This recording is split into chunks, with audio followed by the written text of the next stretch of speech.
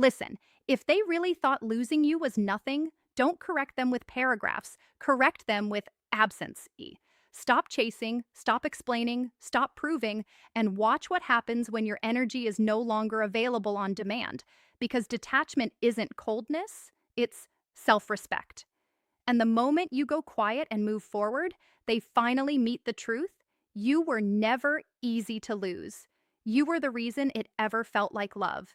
Detachment isn't revenge, it's self respect. It's the moment you stop trying to force someone to see your value and start treating your value like it was never up for debate in the first place.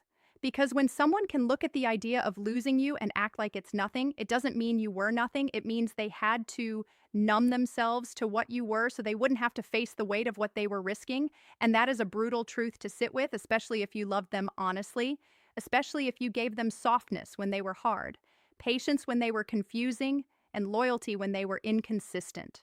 There is a kind of heartbreak that doesn't come from the breakup itself. It comes from the disrespect inside the breakup, the casualness, the cold timing, the way they walked away like you were a spare option, like your absence would be easy, like your tears would dry fast, like your love was common. And if you're the kind of person who truly shows up, who loves with care, who tries to understand instead of attack, then being treated like that doesn't just hurt your heart, it shakes your identity. It makes you ask questions you never should have to ask. Was I too much? Was I not enough? Did I imagine the connection? Did I love alone? Did I fail? But hear me, none of those questions are the real issue. The real issue is that you were trying to be cherished by someone who only felt safe when they had the power to leave. So detachment becomes your rescue, not because you stop feeling, but because you stop sacrificing yourself to keep a bond alive that keeps cutting you. Detachment is you choosing to stop negotiating your worth, you stop rewriting your needs into polite whispers, you stop sending the extra message that you know will be met with silence, you stop checking your phone like it holds your value, you stop living in the space where you have to earn basic decency. And yes, at first it feels like withdrawal because your nervous system got used to their unpredictability. Your mind got trained to chase crumbs and call them a meal. You got used to hoping that this time, they'll show up the way you dreamed they could. But detachment is not you giving up on love. Detachment is you giving up on the version of love that requires you to abandon yourself. It is you putting down the emotional weight you've been carrying for two people. It is you refusing to be the only one trying to fix what you didn't break. And that is where self respect starts to feel like something you can touch. Because you finally stop doing the one thing that kept them comfortable. You stop making it easy for them to keep you at a distance while still enjoying your devotion. You have to understand how this dynamic works. When someone is avoidant, not as an insult, but as a pattern, they often feel safest when they have space to retreat, when they can control closeness, when they can receive love without being fully accountable to it. And when you keep reaching, explaining, forgiving too fast, taking them back too easily, it teaches them something dangerous. It teaches them that they can treat your heart like it will always wait. They start to believe your love is guaranteed, and when love feels guaranteed to someone who fears intimacy, they don't treasure it, they test it. They pull away to see if you'll chase, they get cold to see if you'll melt, they go silent to see if you'll beg, and every time you chase, you don't just lose your peace, you feed the pattern. Detachment interrupts that pattern with silence that has dignity in it. Not the silent treatment, not manipulation, not games, but a quiet decision. I will not participate in a relationship where I have to keep proving I deserve to be valued. I will not keep showing up in spaces that make me feel small. I will not keep offering my softness to someone who handles it like it's disposable. Detachment is you stepping back without slamming doors. You step back and you let the consequences speak. You let your absence become the mirror they refuse to look into. And that's the part people misunderstand. Detachment is not punishment, it is boundary. It is the cleanest form of self love because it doesn't require hatred to be firm. You can still care, you can still miss them, you can still remember the good, and still choose yourself because choosing yourself is not cruelty, it's correction. It is you saying, I will not abandon my standards just because I'm lonely. I will not accept half love just because I'm tired. I will not keep swallowing pain just to keep someone close. When you detach, the relationship changes shape. The power shifts because before they could believe losing you was nothing because they believed you'd always be reachable, always available, always emotionally on call. They believed they could walk away and still have access to the parts of you that kept them comfortable: your attention, your kindness, your quick replies, your willingness to understand their silence. But detachment removes that access. Detachment says, if you want me in your life, you don't get me through distance. You get me through devotion. If you want my presence, you bring presence. If you want my softness, you bring safety. And yes, that is when it can hit them. Not always, not in the perfect movie moment, sometimes slowly, sometimes in waves, sometimes when they try to replace you and realize your love wasn't something they can just order again. Sometimes when life gets heavy and they realize they lost the one person who used to hold them gently. Sometimes when they scroll and see you living, smiling, moving forward, not because you stopped caring, but because you stopped bleeding in public for someone who never protected you in private.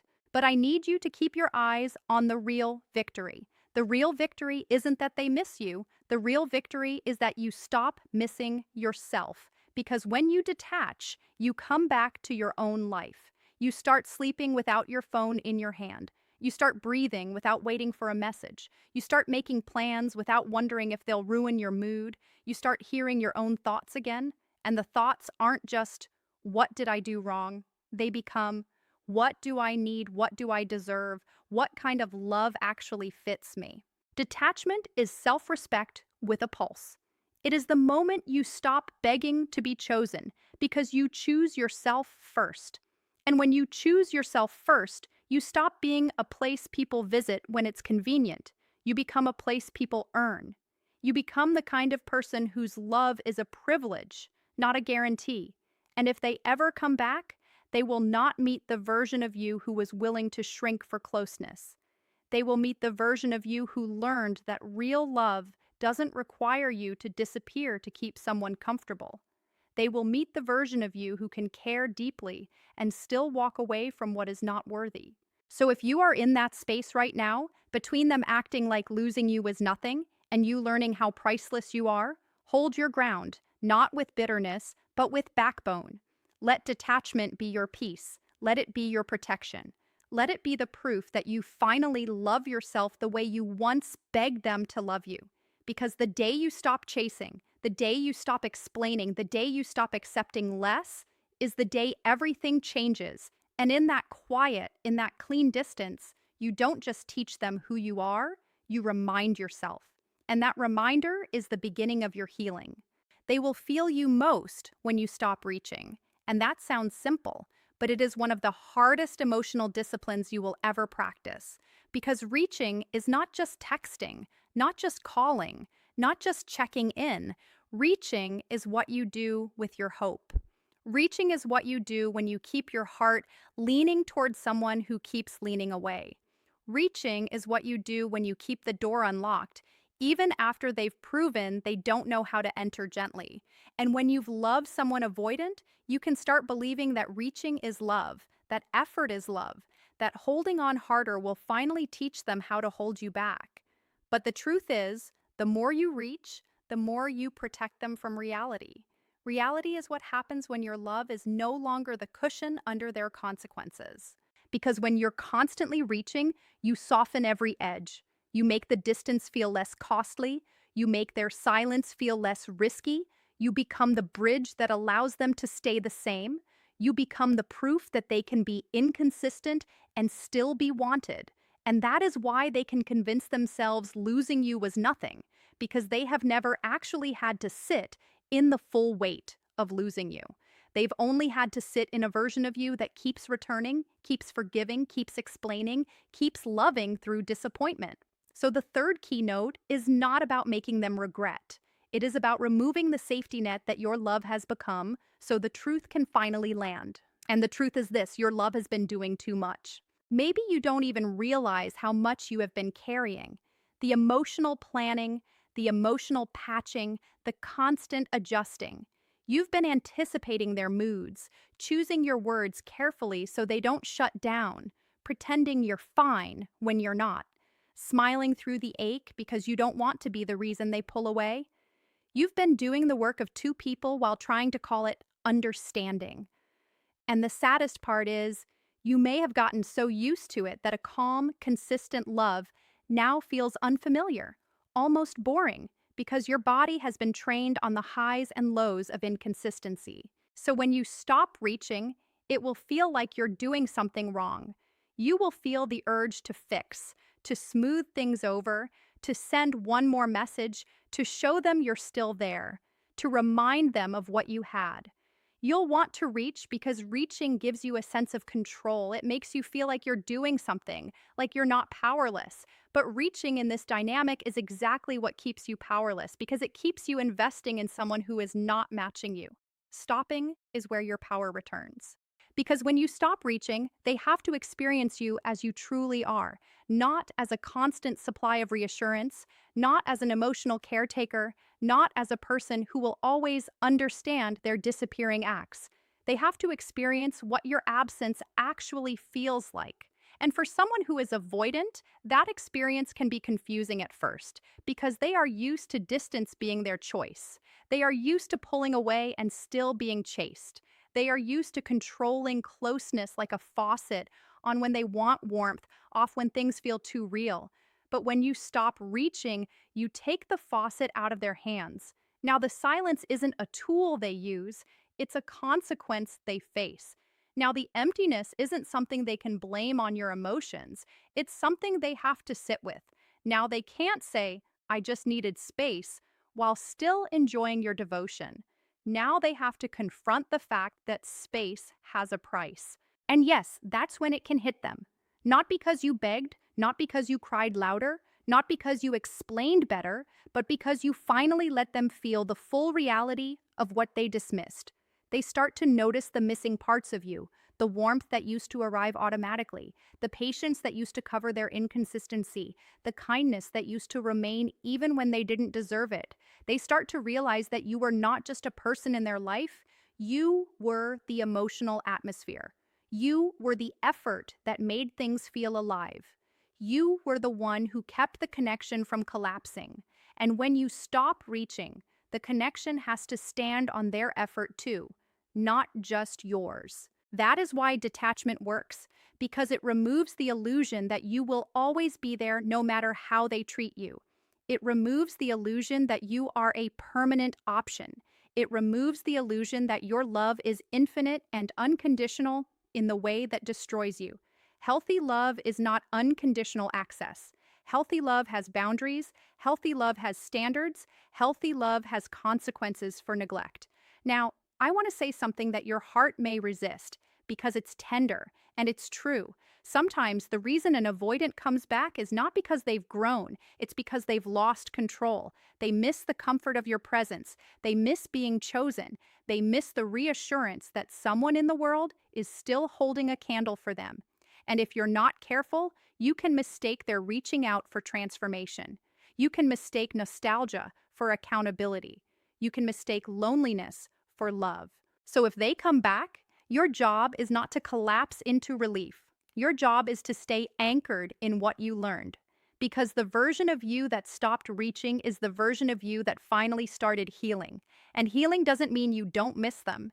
Healing doesn't mean you don't remember the good moments and feel your chest tighten. Healing doesn't mean you stop caring overnight. Healing means you stop abandoning yourself in the name of caring. Healing means you stop handing your heart to someone who keeps dropping it. Healing means you don't let temporary longing become a permanent betrayal of your dignity. When you stop reaching, you begin to see clearly. You begin to see how much you tolerated, how many times you accepted later, how many times you swallowed your needs, how many times you called inconsistency busy, called distance stress, called neglect fear. You begin to see that love without effort is not love, it's convenience. You begin to see that you were not asking for the world, you were asking for consistency, for presence, for basic emotional honesty. And that clarity hurts because it means you can't unknow it. But that is the pain that frees you. Because once you know, You stop trying to win someone who keeps acting like you are easy to lose. Once you know, you stop rushing to prove you're lovable. Once you know, you stop turning your loyalty into a leash that keeps you stuck in the same cycle. Once you know, you start choosing yourself in small ways. You stop checking their social media. You stop looking for signs. You stop rereading old messages like they're a map back to safety. You start building a life that doesn't revolve around whether they return. And that is the moment you become dangerous not to them, but to the pattern. Because the pattern cannot survive without your participation. It cannot survive without your reaching. It cannot survive without you bending. So let them feel you most, not through your words, not through your effort, but through your absence, through the space where you used to be available, through the quiet where you used to chase. Let them feel you most by realizing finally what your love actually provided and what it cost you to provide it. And if they never come back, if they never admit it, if they never say the words you deserved, your detachment will still be the greatest gift you ever gave yourself because it will return you to your own life. It will return you to your own standards. It will return you to a love that doesn't require you to suffer to prove it's real. So take your hands off the wheel of trying to manage how they feel. Take your energy back from the place where it's been leaking. Stop reaching, not because you don't care, but because you finally do. Because you care about your peace. You care about your dignity. You care about a future where love is not a chase, but a choice. And one day, you will look back and realize the moment you stopped reaching was the moment you stopped begging for crumbs and started living like you deserved the whole meal. Your silence is not weakness, it's clarity. And clarity is the most frightening thing to someone who survives on ambiguity. Because when you finally stop talking, not out of spite, not to punish, but because you've realized your words have been turned into a loop, that is the moment you stop feeding the cycle. You stop giving them the comfort of knowing they can disappear and return without consequence. You stop giving them the luxury of your constant emotional availability. You stop offering explanations that they only use to avoid responsibility. And if you've been the one carrying the emotional language of the relationship, the one always trying to make things make sense, the one always asking, "What are we? Where is this going? Why did you pull away?" then silence can feel like you're failing at love. But you are not failing. You are finally choosing peace over persuasion. There is a kind of exhaustion that comes from talking to someone who hears you but doesn't hold you. From explaining your pain with perfect punctuation only to watch it slide off them like rain. From begging for basic reassurance and being treated like you're asking for too much. And what's heartbreaking is you can become so skilled at communicating that you start believing the problem is the way you say it, not the fact that they don't want to meet you there. So you try again, softer this time, less intense, more understanding, more patient. You remove the parts of your truth that might overwhelm them. You start editing your needs, trimming your feelings, turning your heart into something easier to digest. And that's when you lose yourself, not in one dramatic moment, but slowly. Sentence by sentence, message by message, apology by apology. Your silence is the first time you stop editing yourself for someone else's comfort. And silence, real silence, is not the absence of love, it's the presence of self-respect. It's the moment you realize you don't need to keep presenting your worth like evidence in a courtroom. You don't need to keep arguing for basic care. You don't need to perform pain so they'll finally take you seriously. Because the right person doesn't need a breakdown to become gentle. The right person doesn't need a threat of losing you to start valuing you. The right person doesn't wait until you're empty to finally decide you mattered. So when you go quiet, it is not you giving up. It is you stepping out of the role of emotional translator. It is you refusing to keep turning your feelings into lessons for someone who keeps failing the same test. It is you deciding that your peace is not a bargaining chip. But let's be honest, going quiet is hard when you've been the one who reaches. When you've been the one who checks in, fixes things, asks questions, brings warmth back after coldness. Silence feels like a cliff because your nervous system is used to movement. You're used to doing something, saying something, pushing the conversation forward so you don't get left in uncertainty. And uncertainty is a cruel place because it makes you overthink. It makes you replay every moment. It makes you blame yourself for someone else's emotional avoidance. That's why silence becomes clarity, because clarity doesn't debate. Clarity doesn't beg, clarity doesn't chase. Clarity simply sees the pattern and stops participating. Clarity says, if you wanted to, you would. Not in a childish way, not with bitterness, but with honesty. Because effort is not mysterious, care is not confusing, love is not a riddle that only the right wording can solve. And what happens when you stop speaking is something powerful. At first, they may feel relief because silence means no accountability, no hard conversation, no mirror held up to their behavior. But then something shifts. Because your silence removes their favorite hiding place, the chaos, the endless talking, the back and forth, the debates about what you meant, what they meant, what happened, what didn't happen. Avoidant patterns often survive inside noise, inside vagueness, inside emotional fog. But your quiet, your grounded absence of reaction clears the fog. Now the truth is visible. Now the relationship is no longer being held together by your words. Now they can't point to your emotions as the problem. Now there's only their behavior and the consequence of it.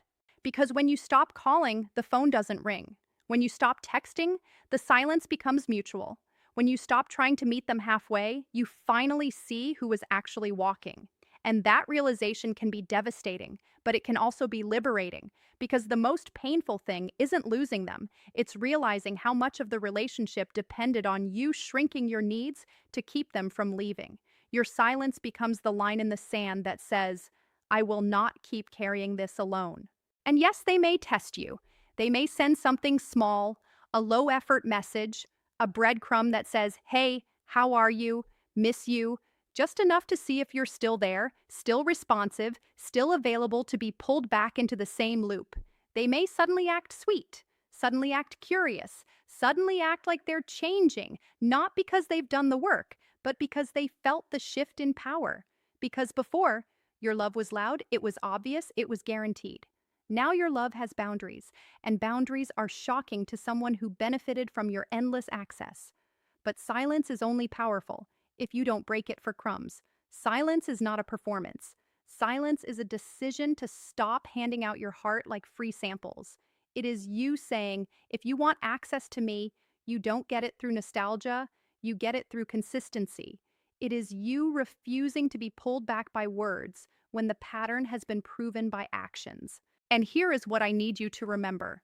You are allowed to stop explaining yourself to someone who keeps misunderstanding you in the exact same way. You are allowed to stop defending your needs. You are allowed to stop over-clarifying. You are allowed to stop arguing for basic respect. Because a relationship that requires you to constantly justify your feelings is not a safe relationship, it is a negotiation where you keep lowering the price of your own dignity. Silence is you raising that price. It's you choosing to let your absence say what your words couldn't. It's you choosing to let them feel the consequences of treating you like you were optional. And again, not because you want them to suffer, but because you want yourself to heal. Because healing begins when you stop reopening the wound just to see if they finally care. Your silence becomes the space where you return to yourself, where you remember what it feels like to laugh without checking your phone, to sleep without expecting a message, to go a whole day without rehearsing what you'll say if they reach out, to breathe without carrying the emotional weight of someone who only shows up when it benefits them. And in that space, you start to see the truth. With gentle eyes, you weren't asking for too much, you were asking the wrong person. You weren't needy, you were human. You weren't insecure, you were responding to inconsistency. You weren't dramatic, you were exhausted. So let your silence be clean. Let it be grounded. Let it be the kind of silence that doesn't come from anger, but from knowing. Because knowing changes you. Knowing makes you stop chasing. Knowing makes you stop proving. Knowing makes you stop waiting for someone to become a person they keep refusing to be. And when they finally realize your silence is real, not a tactic, not a phase, not a mood, they will understand something that words could never teach them. They will understand that you were not just a person who loved them, you were a person who chose them. And choosing is not infinite. Choosing has limits. Choosing has standards. Choosing has a final moment where it says, I can't keep losing myself to keep you.